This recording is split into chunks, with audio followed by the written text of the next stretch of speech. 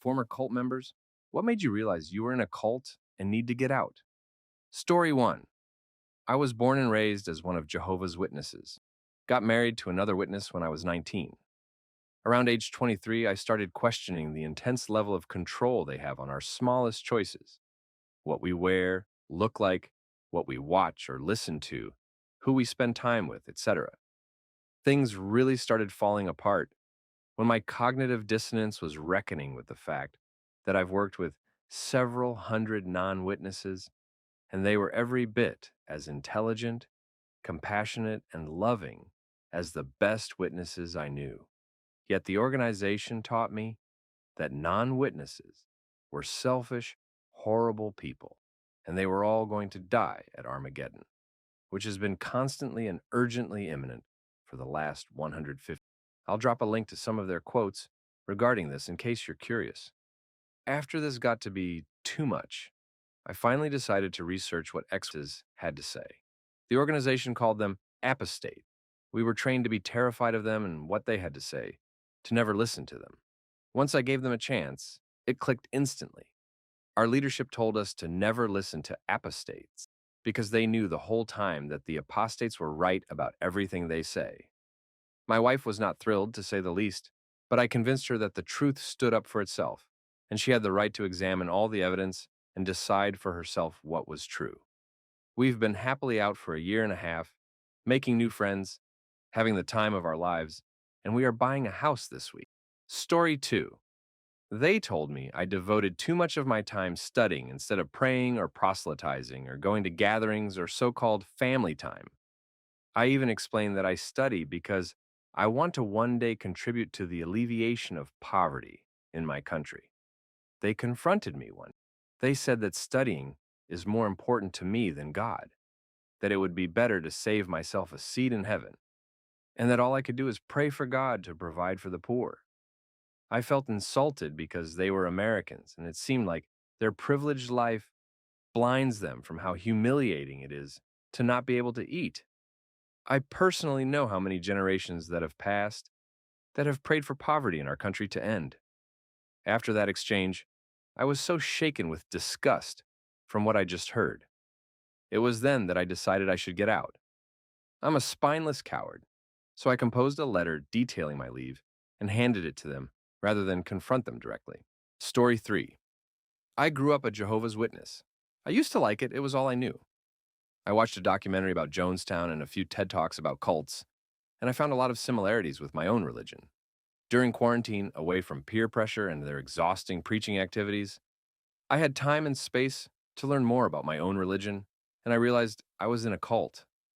I joined here on Reddit, have been reading a lot about the subject, stopped going to their meetings, etc. My family is still in, they don't support my decision, but I don't care anymore.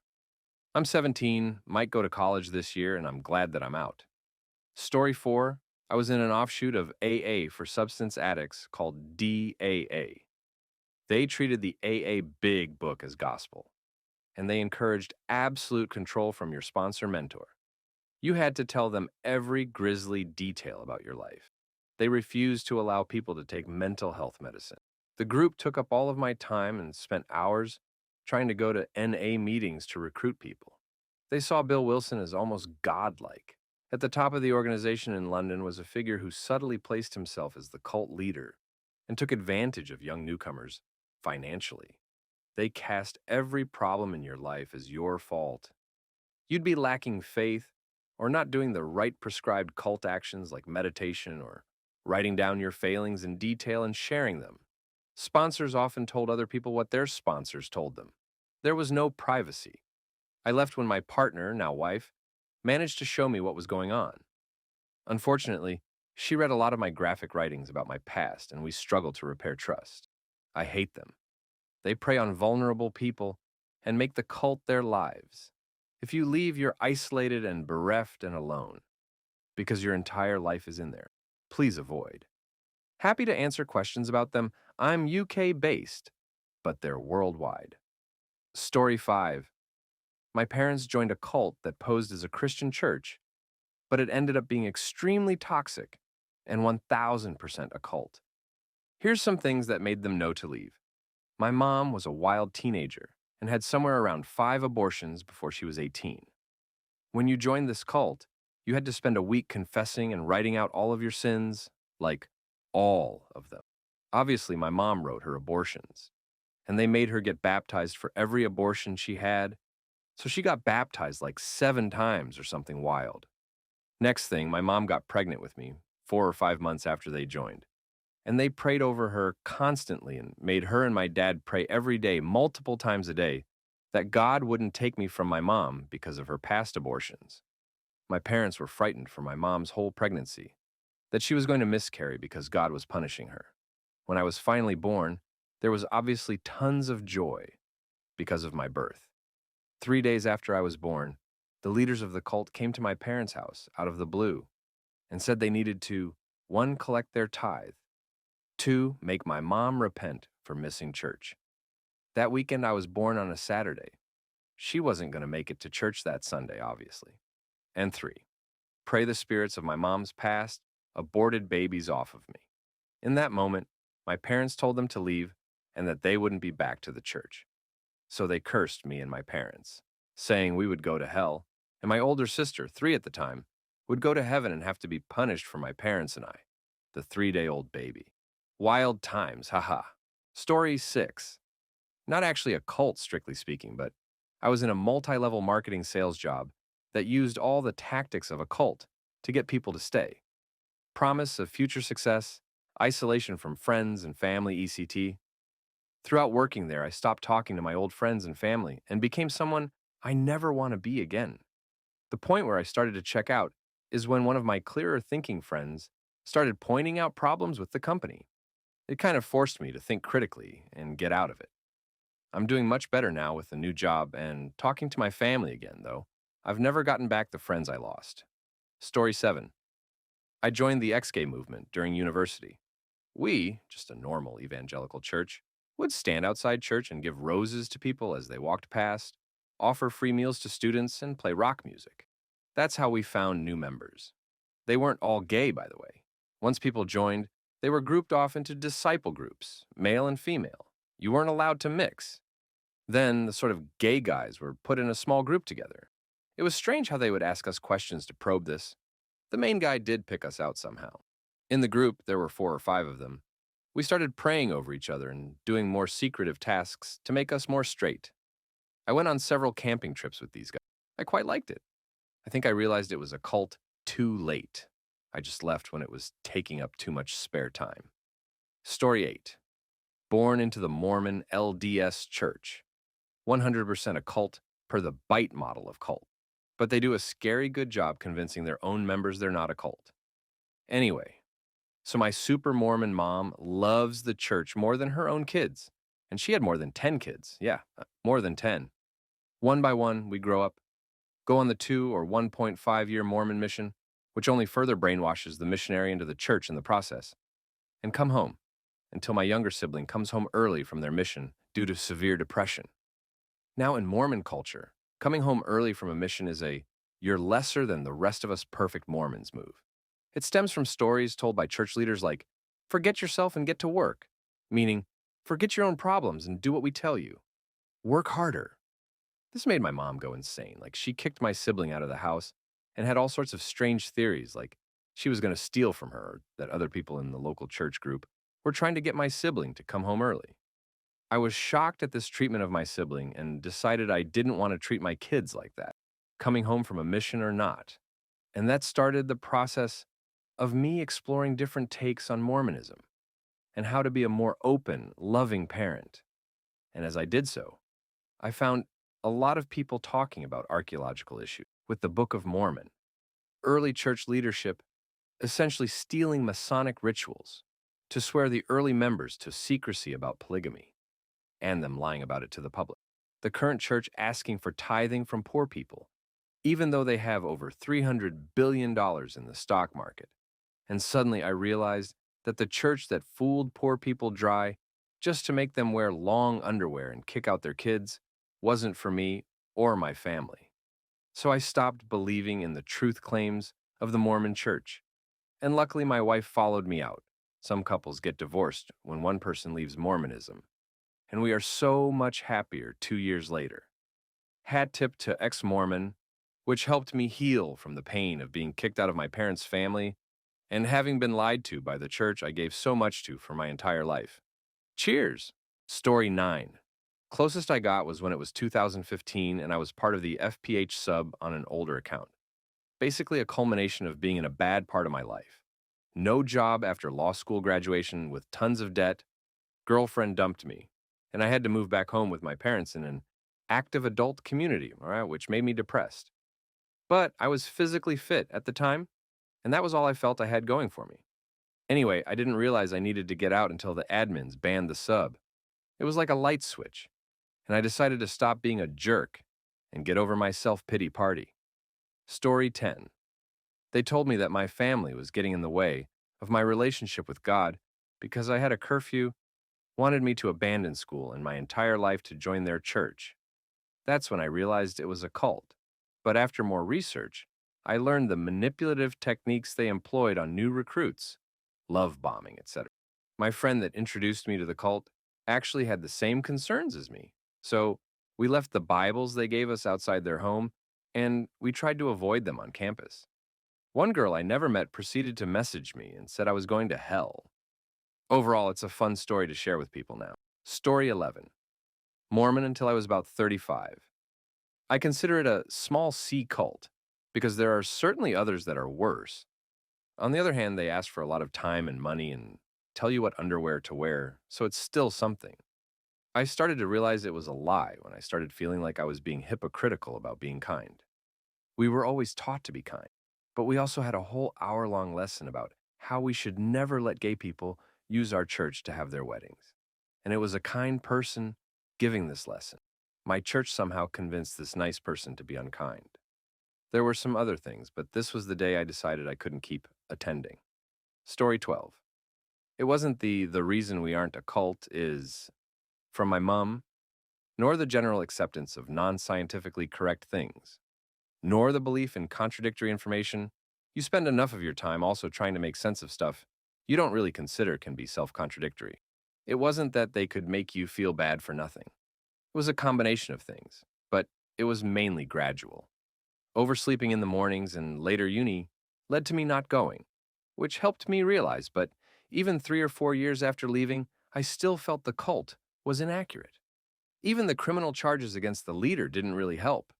The loss of a couple's home when they made accusations. The husband blamed the wife for those accusations. Story 13. I was forced to burn my toys. We were supposed to recite a ritual every day of putting on armor, except the armor didn't exist. We were told we were special and had special gifts, and encouraged to figure out what special gifts we had. People would tell our futures and use them to convince us of what we should be doing based on fortune telling. We were pressured to lie down when touched, and if you didn't, you were stared at awkwardly. We were told gay are bad and told that they were to blame for Katrina.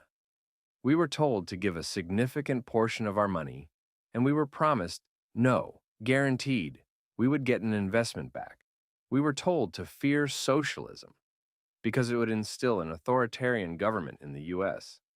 We were told that the entire world was out to get us, and that if we didn't rise up and take over the government, that the government would implant chips into us and track our every move. We were told that the end of the world could be tomorrow, but it never comes. I got out because it never really sat right with me. I realized it was a small group of people hijacking religion, and that most people didn't believe in or even hear about. The stuff I was subject to, the cult leader names, Kenneth Copeland, Rick Joyner, Pat Robertson, Benny Hinn, and probably many others that I've long forgotten. There's Christianity, and there's the prosperity gospel. I have since found a more traditional Christian faith and realized that what I went through isn't a widely held view, and there's many religious people that simply believe there is a God, but otherwise try to be the best person they can be.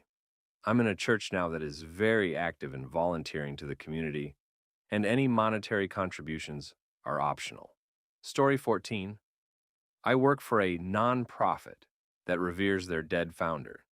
The people associated with it have always been odd to deal with. But I just figured it was because spiritual people gravitated to this kind of thing. A while ago, I attended an online Zoom meeting for my work to celebrate the founder's birthday. I was required to be there, where people gathered to talk about him. They constantly used the words divine energy when describing him, compared him to Jesus Christ, and called him a holy warrior. It was sort of a wake-up call that this place is sort of a pseudo-cult. Good news is, I'm leaving in the next few weeks and blocking every single one of these people, just to drive the point home. The CEO thinks that he can talk to trees and goes for walks to a particular copse to get personal and professional advice. Story 15. Gotta go to sacred building to communicate with deity, but pray every day at home, so what the heck? Get to sacred building, stacked with expensive workmanship and gold things. Guy wearing fine threads and a dope hat says sacred building needs repairs. But they don't have any money, so it's gotta be me and all the other people to pay for it. Okay, but like, surely they could pawn some gold or do like a fundraiser or get a job. Number, they gotta keep the sacred building ready because it's always open, since deity cares for all. Okay, but it's not open all day, 24/7, and they offer free wine at every event. So it seems like I'm supporting alcoholics who don't want a job and like accosting poor people for money. Then I realized I already do this with my taxes and politicians. So I didn't need to do that at and with sacred building people anymore. So I go one last time, take a big gulp of free wine, and never go back. Then I learned that parental ancestors would only give money to children so that they could give it to sacred building owners. I was like, what? Why do the kids have to hand them the money? I'm no longer involved with these people, but they never could explain the money thing or why praying at home was not enough. Story 16. Not me, but my grandfather. He got sucked into the Jehovah's Witnesses right before my grandmother died. He was lonely, isolated, and he really enjoyed the company. I will admit, the guy that came to the house and studied was a genuinely nice man. His wife was great too. I really, really liked them.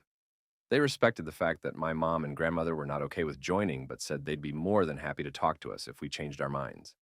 Very respectful people. They came and paid their respects at my grandmother's wake. They went on a mission trip to South America, and my grandfather got a new study person. He was such a snake. Convinced my grandpa to give money, ignored refusals to go witnessing, door to door, due to health issues, etc. My mom ended up taking complete power of attorney over my grandfather as well as a healthcare proxy. Grandpa has dementia. They tried forcing us to study. I told them if they didn't stop, I'd call the cops for trespassing, and since Grandpa wasn't of sound mind, his opinion didn't really matter. It was hard to say, but needed to be done. We kept him busy and separated. They pushed so hard to get access to his checkbook, went as far as to bring one of their lawyers to have him sign documents, giving them power of attorney and sole beneficiaries of his estate. It wasn't a big estate, but it was a house and car, roughly $200,000. Unfortunately, his health got worse, and they belittled him for not trying to study hard enough. The man had dementia. He studied for hours, but just could not recollect anything. We ended up banning them from the house. They tried to say we couldn't sit in on studies because it's not allowed to mix men and women. Gave the only guilt trip when we decorated for Christmas. As his health deteriorated, they realized they wouldn't get anything and let up. And I mean, abandoned him. Stopped coming, wouldn't return calls, nothing. Original guy came back from his mission trip and visited. Still a really sweet guy. Apologized for the way he was treated, but couldn't do anything about it. He was back in South America when my grandpa died. He sent us a card. I wish the best for them. Death. Death is what got my grandfather out of the cult. Story 17. Was raised as a Scientologist. Lots of little things didn't quite add to me. We were free to think for ourselves, but we couldn't write any criticisms or analyses of Scientology. When I learned about the marriage course, I asked if the founder was ever married, but couldn't get a straight answer. I later learned that Hubbard was married 3 times, and the second one was illegal. Another important thing was the cost. Every goddamn thing costs money. Going up the bridge from the most conservative estimate would cost north of $50,000. They are essentially holding eternity hostage. If you walked into a Catholic church, people would be excited to share information and ideas for free. If you need to save the planet, you can't put a price tag on salvation. The last straw was the golden age of tech. Everything had been slightly edited with new cover art, and we were expected to fork over thousands for the new editions. No apologies, no refunds, no discounts, no nothing. For decades, Scientology hadn't been delivering services, but they expect us to be happy about it. Story 18. I grew up a Jehovah's Witness. I was always a curious kid. I questioned everything. But when I got old enough to question the things that mattered, I began to realize I didn't completely agree with the answers I got from my parents and from the elders, pastors, I guess, in my congregation. Things like not being able to live with your partner before marriage, not being allowed to divorce for any reason other than adultery, no, not even domestic violence, feminist issues, and even choices in career. None of it sat right with me. Still, everything I knew was in that religion, and I was hardly in a position to support myself if I decided against it.